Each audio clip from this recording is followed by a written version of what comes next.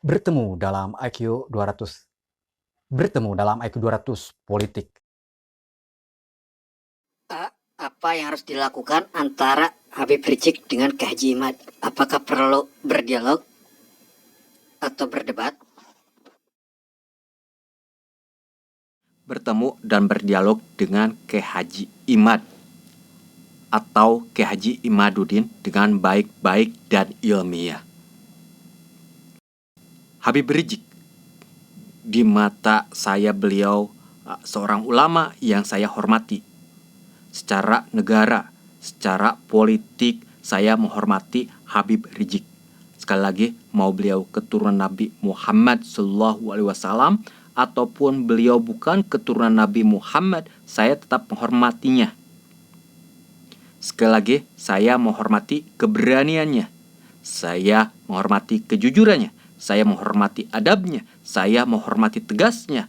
Saya menghormati ketika beliau melawan penguasa-penguasa yang menurut beliau dianggap jalim, dianggap kejam, dianggap tidak sesuai dengan yang rakyat inginkan. Akan tetapi, mereka berbicara nasab. Apakah hal itu akan dilakukan Habib Rizik atau K. Haji Rizik atau Ustadz Rizik atau Kang Rizik, seperti beliau berhadapan dengan penguasa-penguasa yang menurut beliau jalim, yang menurut beliau tidak benar. Kita lihat pembuktiannya di dalam kasus nasab antara Robitoh Alawiyah yang mengklaim mereka keturunan Rasulullah dengan tesis K. Haji Imad. Ada beberapa yang harus dicerahkan, ada beberapa yang harus diluruskan. Atas dasar apa persatuan, atas dasar apa kemakmuran, atas dasar apa tidak terpecah belah, sama apa Muslim, sama apa rakyat Islam, sama apa rakyat Indonesia, agar ini cepat berlalu, cepat selesai. K. Haji Imaduddin ataupun K. Haji Rizik Syihab harus bertemu, berdialog, menghasilkan suatu kesepakatan dan bermufakat. Itu dari pribadi saya. Anda mendapat pribadi saya dan Anda tidak setuju, Anda boleh komentar di bawah. Akan tetapi sulit hal itu terjadi sehingga simpang siur seluruh rakyat Indonesia yang memanfaatkan banyak oknum-oknum yang menyebar luaskan dan framing menjadi semakin kacau balau, semakin terpecah belah. Yang berpecah belah apanya? Ya rakyat Indonesianya. Karena di KTP semua orang beragama, ada 6 agama yang diakui secara konstitusi. Akan tetapi mayoritas beragama Islam. Di KTP orang yang beragama Islam menjadi berbeda pendapat.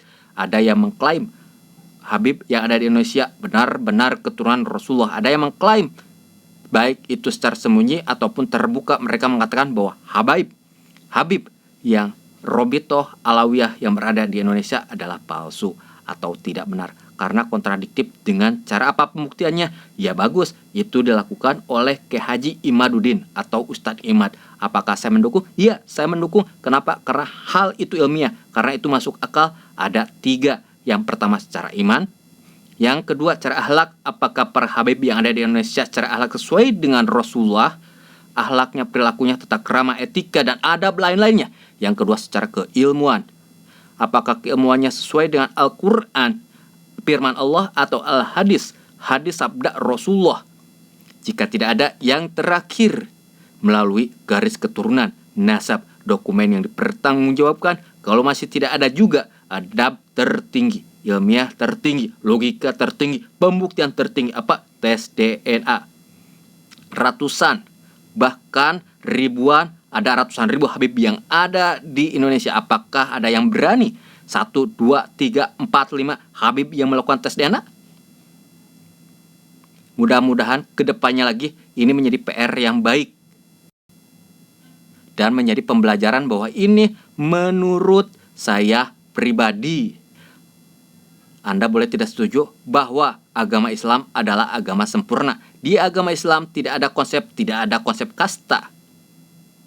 Tidak ada metode kasta dengan embel-embel apapun, dengan gelar apapun. Tidak ada gelar kasta. Gelar kasta hanya ada di agama Yahudi. di mana para rabi-rabi Yahudi yang mengklaim mereka adalah kekasih Tuhan, kekasih Allah, mereka umat paling mulia, mereka adalah keturunan paling mulia karena terlahir dari garis keturunan Bapak Israel atau Nabi Yakub alaihissalam. Selain keturunan Nabi Yakub, mereka menganggapnya, maaf, binatang guguk. Itulah berlaku dan itu berlaku sampai saat ini. Apakah di agama Islam secara metode ingin seperti itu? Orang Yahudi laki-laki dengan Yahudi perempuan mereka menikah. Mereka nggak boleh orang Yahudi laki-laki menikah dengan kasta lain. Apakah Yahudi ortodok mereka antara Yahudi laki-laki dengan Yahudi perempuan sehingga garis keturunan baik itu puluhan tahun ataupun ribuan tahun itu akan namanya valid, bahwa mereka benar-benar Yahudi asli, kekasih Allah atau kekasih Tuhan. Itu menurut mereka. Akan tetapi menurut saya pribadi, kekasih Allah adalah manusianya wali, akhlaknya takwa. Itu yang maksud kekasih Allah. Menjalankan semua syariat perintah Tuhan yang dikirim melalui rasul-rasul, melalui nabi-nabi. Bukan kebetulan, tetapi ditakdirkan Nabi penutup adalah Nabi Muhammad SAW. Risalah aturan hukum yang berlaku adalah aturan risalah Nabi Muhammad. Karena kita hidup di zaman setelah Nabi Muhammad, tidak bisa kita mengklaim Nabi, tidak bisa kita mengklaim Rasul, tidak bisa karena sudah ditutup. Tidak bisa saya memakai metode seperti Yahudi atau seperti agama Hindu yang berada di India. Ada kasta-kasta, ada kasta Brahmana, ada kasta kesatria. Selain dua kasta tersebut semuanya dianggap hina, baik itu kasta buruh, kasta sopir, kasta pedagang, dan kasta lain-lain yang dianggap buruk. Dan mereka tidak boleh menikah dengan kasta kesatria ataupun kasta Brahmana. Kenapa? Karena kasta Brahmana yang keturunan Brahmana adalah kasta resi pemuka agama. Kesatria adalah mereka orang-orang pejabat seperti dari militer, pejabat publik, dan lain-lain. Mereka mengklaim mereka adalah kasta kesatria. Tidak boleh mereka menikah dengan kasta buruh atau kasta bawah. Bayangkan apakah secara metode agama Islam ingin seperti itu. Saya yakin hati nurani kalian tidak mau. Kenapa saya berbicara begitu? Karena sebagian Habib selalu berbicara bahwa keturunan mereka, keturunan Rasulullah dipastikan masuk surga.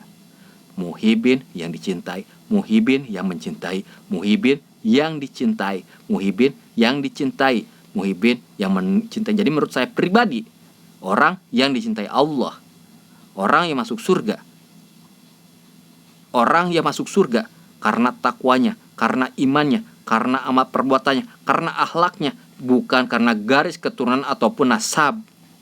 Karena saya yakin Allah Maha konsisten. Saya yakin Allah Maha pengasih. Saya yakin Allah Maha penyayang. Saya yakin Allah Maha adil.